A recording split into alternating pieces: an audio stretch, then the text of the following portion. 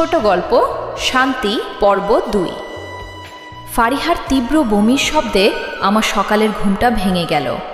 ধরফর করে উঠে বাথরুমে গিয়ে দেখি সে বেসিনের উপর ঝুঁকে পড়ে হাঁপাচ্ছে। চোখ মুখ ফ্যাকাসে হয়ে গেছে, শরীরটা যেন একেবারে ভেঙে পড়েছে।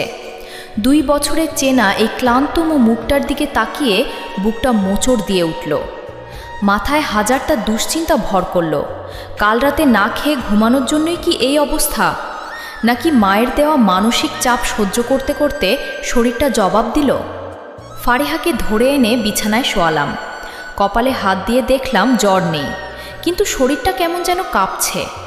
মাথায় হাত বুলাতে বুলাতে বললাম, তুমি শুয়ে থাকো ফারিহা, আমি ডাক্তারকে ফোন দিচ্ছি। ফারিহা দুর্বল গলায় বলল, না ঠিক হয়ে যাবে। মা আবার সকালে রান্নাঘরে একলা।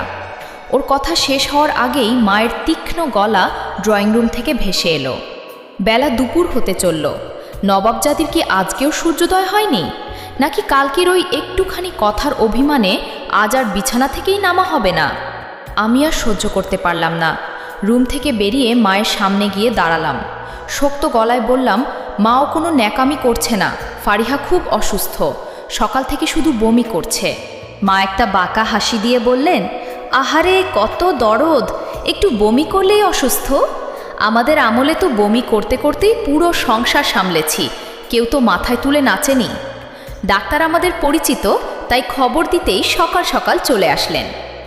ফারিহাকে পরীক্ষা করে যখন তিনি মুচকি হেসে আমাদের দিকে তাকালেন, তখন ঘরের ভিতরের তপ্ত বাতাসটা যেন নিমিষেই হিমশীতল হয়ে গেল।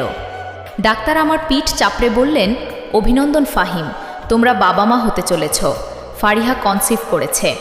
শুরুর দিকে এই রকম বমি আর দুর্বলতা হওয়াটা খুব স্বাভাবিক, ওকে মানসিক শান্তিতে থাকতে হবে। কথাটা শুনে আমার মনের ভিতর যেন এক পশলা বৃষ্টি নেমে এলো। 2 বছর দীর্ঘ অপেক্ষার পর এই প্রথম একটা আনন্দের বার্তা। আমি ফারিহার দিকে তাকালাম। ওর চোখের কোনো বেয়ে পানি গড়িয়ে পড়ছে, তবে এটা কষ্টের না, পরম আনন্দের। পাশের রুমে মা দাঁড়িয়েছিলেন। ডাক্তারের কথাগুলো ওনার কানেও গেছে। আমি আর চোখে মায়ের দিকে তাকালাম। মায়ের মুখে সেই চেনা কঠিন ভাবটা যেন এক মুহূর্তের জন্য থমকে গেল। যে চোখ দুটোতে সব সময় হিংসার আগুন জ্বলত, সেখানে কেমন একটা দোলাচল দেখতে পেলাম। যতই হোক, নিজের ছেলের রক্ত, নিজের বংশের প্রদীপ আসছে, এই সত্যটা ওনার ভিতরের অন্ধ জেদটাকে কিছুটা হলেও নাড়া দিল। মায়ের মুখটা একটু নরম হলো, কিন্তু নিজের দীর্ঘদিনের অহংকার আর রাগ তো এক মুহূর্তে মুছে ফেলা যায় না। তাই ক্ষোভটা পুরোপুরি গেল না, রূপ বদলে অন্যভাবে প্রকাশ পেল। দুপুরের দিকে ফারিহা একটু সুস্থ বোধ করায় বিছানা থেকে উঠে আস্তে আস্তে রান্নাঘরের দিকে যাচ্ছিল। 2 বছরের অভ্যাস, শত কষ্টের মাঝেও সে নিজের দায়িত্ব ভুলেনি। মা তখন ডাল চড়াচ্ছিলেন। ফারিহা কে রান্নাঘরে ঢুকতে দেখেই মা চিরচেনা সেই চড়া গলায় ধমক দিয়ে উঠলেন, কিরে নবাবজাদি, এই 2 বছর তো ঠিকমতো কাজ করলি না, ঘরে বসে কাটালি, আর এখন এই শরীরে কাজ করতে আসছিস?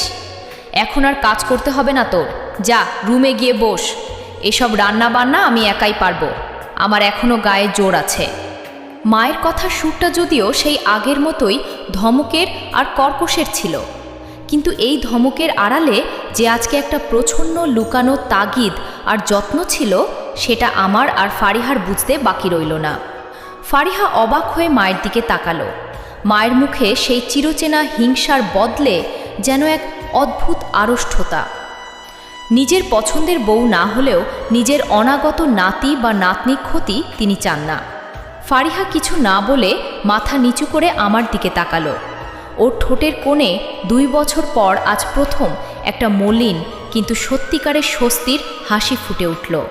আমি বারান্দায় এসে দাঁড়ালাম। আকাশটা আজ মেঘলা, কিন্তু আমার মনের অন্ধকারটা যেন একটু একটু করে কাটতে শুরু করেছে। মায়ের মনের হিংসার বরফ কি তবে এই নতুন প্রাণের ছোঁয়ায় গলতে শুরু করলো, নাকি এটা ঝড়ের আগের কোনো শান্ত নীরবতা? চলবে।